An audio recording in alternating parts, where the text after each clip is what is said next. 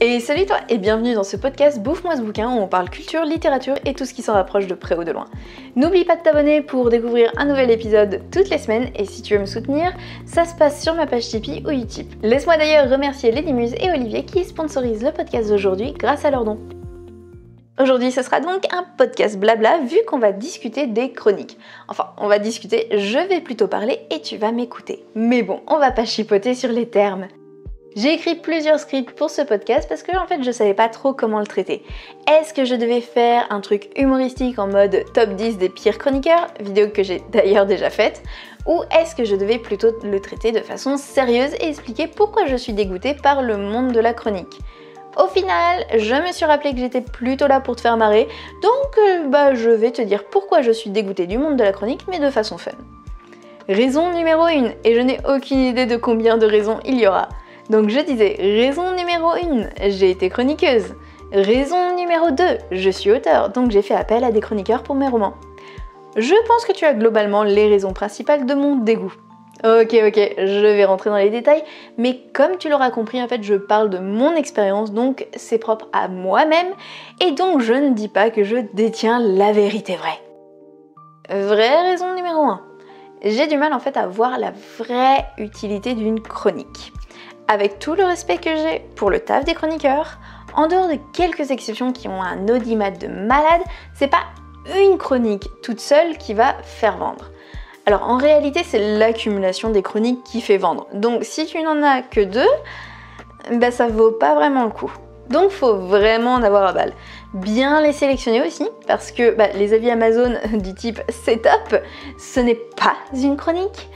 Faut être sûr que le chroniqueur a un public similaire au tien et puis il faut aussi que toi tu relais la chronique parce que en vrai, si tu le fais pas, il y a zéro intérêt à demander une chronique. Raison numéro 2, honnêtement, qui lit les chroniques en dehors du chroniqueur et de l'auteur?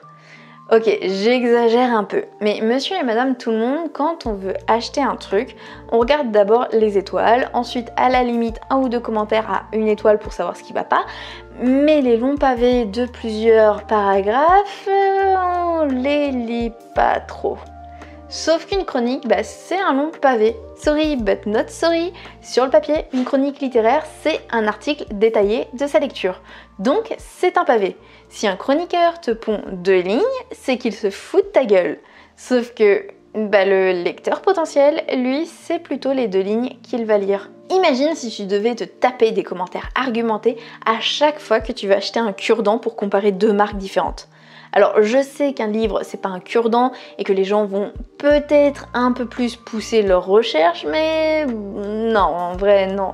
Les gens poussent pas beaucoup plus la recherche. Couverture, résumé, nombre d'étoiles et paf, on clique ou on clique pas. Raison numéro 3, est-ce qu'une chronique ça vaut vraiment plus que l'avis d'un lecteur? Je suis pas certaine. Je te le disais juste avant, pour moi les gens vont lire plutôt les petits commentaires. Et qui fait les petits commentaires? Les lecteurs. Donc ceux qui ont payé pour avoir ton bouquin. C'est moche, mais c'est comme ça. Dans ce cas, tu dois te demander pourquoi je râle contre les chroniqueurs qui font des avis Amazon si je pense que les avis Amazon vendent plus que les chroniques. Parce que si je leur demande une chronique, je leur demande pas un putain de commentaire Amazon. Un exemple tout con, je demande à mon pâtissier de faire un framboisier, même si je préfère une forêt noire. S'il me refile une forêt noire, même si c'est mon dessert préféré, je vais péter un câble, parce que c'est pas ce que je lui ai demandé. Si j'ai demandé un framboisier, c'est parce que j'ai mes raisons. Là, c'est la même. Si tu demandes une chronique, c'est une chronique que tu attends. Point barre. Bon, et un autre truc, t'en auras toujours pour dire qu'une chronique n'est pas sincère, que le chroniqueur ne descendra pas un auteur pour ne pas le blesser. Alors qu'un lecteur a payé, donc il ne doit rien à l'auteur et il aura plutôt tendance à être sincère. Donc en dehors du copinage, bien sûr, un 5 étoiles de lecteur vaudra toujours plus qu'un 5 étoiles de chroniqueur dans l'esprit des gens. Raison numéro 4, les chroniqueurs sont des esclaves modernes. Alors là, on va se placer plutôt du côté des chroniqueurs et mon Dieu, ce que c'est une place de merde par moment. Déjà, quand le roman est pas bon, c'est pas simple de l'exprimer sans trop blesser l'auteur, justement. Donc tu te mets à stresser pendant la lecture en te disant comment je vais pouvoir dire que c'est de la merde sans dire que c'est de la merde. Et la lecture est encore plus catastrophique. Parce que oui, quand on est chroniqueur, c'est qu'on aime lire. Mais ça ne veut pas dire que c'est tout le temps une partie de plaisir. T'aimes la musique ? Imagine être obligé d'écouter le dernier disque de Jul du début jusqu'à la fin sans possibilité d'appuyer sur le bouton accéléré. C'est toujours un plaisir d'écouter du son ? Je ne crois pas, non. Non, et en plus de devoir lire en entier, tu vas devoir passer 1 heure ou 2 à écrire dans un article ce que tu as ressenti. Tout ça pour te faire insulter après parce que tu es trop con pour comprendre le roman. Et puis tu as des auteurs ultra relous qui te harcèlent de messages, qui viennent pleurer dans tes DM avant même que tu aies lu en te disant en fait que personne n'aime leur roman, que si toi tu ne l'aimes pas, ils abandonneront tout et que tout repose sur toi. En gros, le chroniqueur est souvent psy à mi-temps. Tout ça pour que l'auteur lâche un petit like à la sortie de la chronique et ne te remercie absolument jamais. Bon, j'exagère, il y en a qui remercient beaucoup, mais il y en a d'autres non. Raison numéro 5, c'est un système à 3 acteurs où seuls 2 sont vraiment présents. Alors, pour que ce système fonctionne, il faut un auteur, un chroniqueur. Jusque-là, je pense que je n'apprends rien à personne. Mais il faut également des lecteurs potentiels. Ben oui, c'est un petit peu pour eux qu'a lieu cette collaboration. C'est comme si Head & Shoulders faisait une collaboration avec Nabila, mais que personne ne regardait sa story. Bon, on va pas se mentir, encore une fois, à part quelques rares chroniqueurs, c'est un peu l'impression que me donnent les chroniques. L'auteur a bossé comme un malade pour écrire son roman, le chroniqueur a lui aussi bossé comme un malade pour pondre sa chronique, et rien. Alors je vais te donner une autre image. Pour moi, le monde de la chronique, c'est un peu comme un spectacle de fin d'année.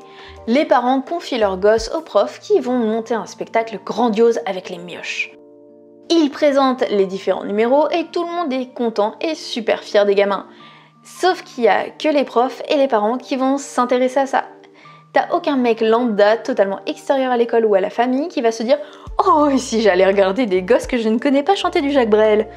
Ou alors le type est un pédophile et dans ce cas-là, il faut s'en méfier. Bon, je me perds un peu dans ma métaphore, mais en gros, c'est beaucoup de taf de la part des 2 camps, tout le monde est content du résultat final, mais à part flatter l'ego des uns et des autres, je suis pas sûre que ça apporte beaucoup plus. À de rares exceptions, encore une fois. Bon, je dis ça, mais je sais que j'ai réussi à faire vendre en fait plusieurs bouquins grâce à une chronique que j'avais écrite, et à l'inverse, mes bouquins se sont déjà vendus suite à des chroniques que j'ai reçues dessus. Mais c'est comme un antibiotique, c'est pas forcément automatique. En gros, s'il faut retenir un truc de tout ça, c'est que je suis pas convaincue qu'une chronique fasse plus vendre qu'un commentaire de lecteur. Au contraire même. Alors qu'une chronique demande énormément de taf aux chroniqueurs. Je trouve que c'est un peu brasser du vent, développer beaucoup d'énergie, alors qu'un simple commentaire finalement aura le même impact. Oui, les commentaires et les chroniques sont essentiels pour vendre, mais est-ce que choisir de miser tout sur les chroniques plutôt que sur les commentaires de lecteurs, c'est vraiment plus judicieux ? Par contre, je tenais à conclure mon podcast avec un dernier point. En fait, entre le moment où j'ai écrit ma dernière version de podcast et celui où j'ai enregistré, j'ai reçu une chronique justement. Alors je sais, normalement ça fait 1 an et quelques que je ne fais plus appel aux chroniqueurs, et là en fait c'était mon premier bouquin que j'avais justement envoyé à un chroniqueur avant que je décide d'arrêter les chroniques. C'est juste qu'en fait, ce chroniqueur a un délai très important parce qu'il a beaucoup de demandes. Alors, ce chroniqueur n'a pas du tout aimé Promenons-nous tant que la mort n'y est pas. Mais genre vraiment pas. Et pourtant, je suis hyper contente de son retour parce qu'il est détaillé, argumenté et qu'il explique super bien pourquoi il aime pas. Au moment où j'enregistre ce podcast, sa vidéo a fait 12 000 vues en 3 jours. Et j'ai eu aucune vente. Et je pense vraiment que je vais pas avoir de vente après son retour. Donc tu vas me dire que c'est un bilan ultra négatif et qu'il a réussi à dégoûter 12 000 personnes. Ben moi je le vois pas vraiment comme ça. Parce que pas mal en fait des arguments qu'il a relevés et qui ont fait qu'il n'a pas aimé, eh bien le lendemain j'ai reçu un retour d'un lecteur qui a adoré J'irai tuer près de chez vous, donc un autre de mes bouquins, et qui a justifié ça en relevant exactement les mêmes points. Donc en gros, ce que le chroniqueur n'a pas du tout aimé dans mon recueil, c'est ce que le lecteur a adoré dans mon roman. Et c'est quoi ?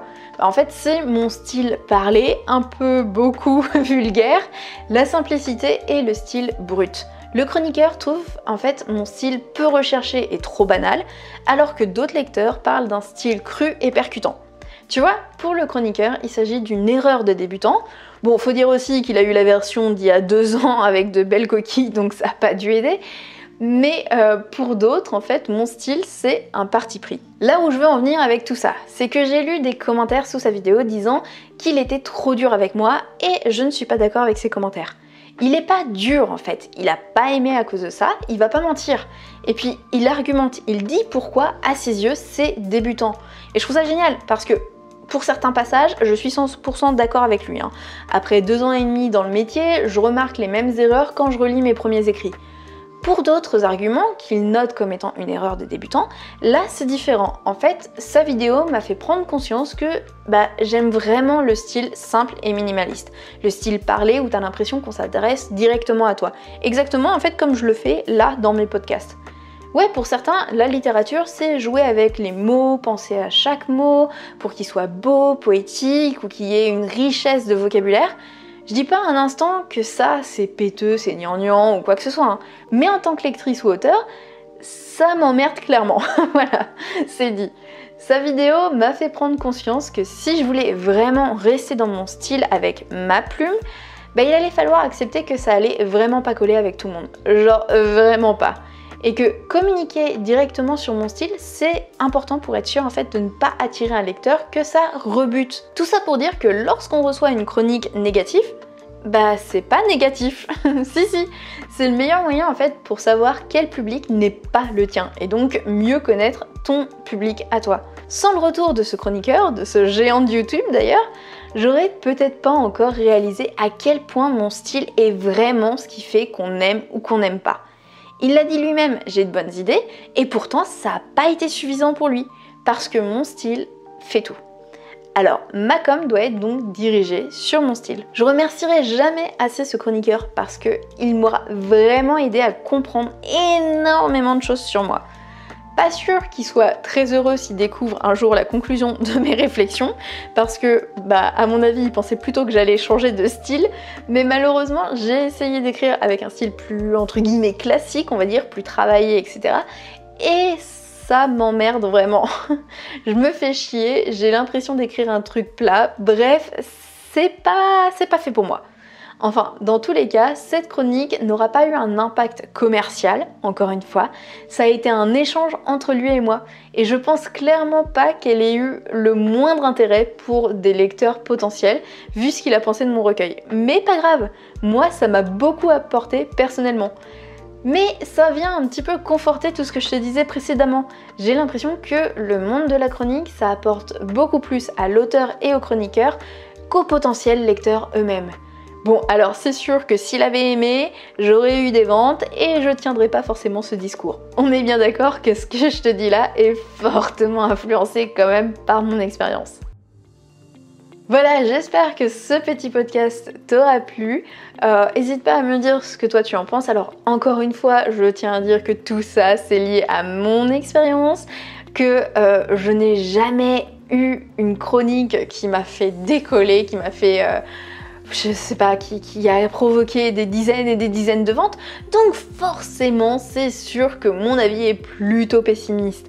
On va dire presque que j'ai un avis de rageuse. Et oui, clairement oui, on va pas se mentir. En tout cas, j'espère que ce podcast t'aura plu. Je te dis à la semaine prochaine. Je t'embrasse fort. C'était Mélanie.